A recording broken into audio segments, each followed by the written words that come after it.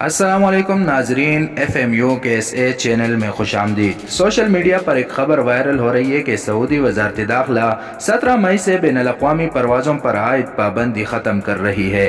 ताहम इस खबर में कोई सदाकत नहीं, बल्कि ये खबर कुछ और है और इसे समझे बगैर ही शेयर किया जा रहा है। दरअसल सऊदी गज़ट अखबार की जानिब से ये खबर शेयर की गई और इसके उन्वान में लिखा गया है कि 17 मई से तमाम बैनुल-अक़वामी परवाज़ें खुलेंगी, मगर 17 मई को परवाज़ें खुलने का ऐलान 29 जनवरी को ही किया गया था और ये ऐलान 16 मार्च 2020 से बंद परवाज़ों के मुताल्लिक़ था, जब कोरोना वायरस की वबा नई फूट पड़ी थी। जैसा कि आप इस वक्त स्क्रीन पर भी देख सकते हैं कि ये खबर सऊदी वजारत दाखिलिया की जानिब से 29 जनवरी को अपने ट्विटर अकाउंट पर शेयर की गई थी। सऊदी अरब सफ़र करने वाले मुसाफिर परेशान न हो, क्योंकि इस दफ़ा फ्लाइट ऑपरेशन को आर्जी तौर पर बंद किया गया है, जो कि किसी भी वक्त बहाल हो सकते हैं। आर्जी तौर पर बंद किए गए फ्लाइट ऑपरेशन की दोबारा बहाली के लिए सऊदी वजारत दाखिला ने अभी तक कोई तारीख नहीं दी, ताहम उम्मीद है कि कुछ दिनों तक परवाज़ें बहाल कर दी जाएंगी।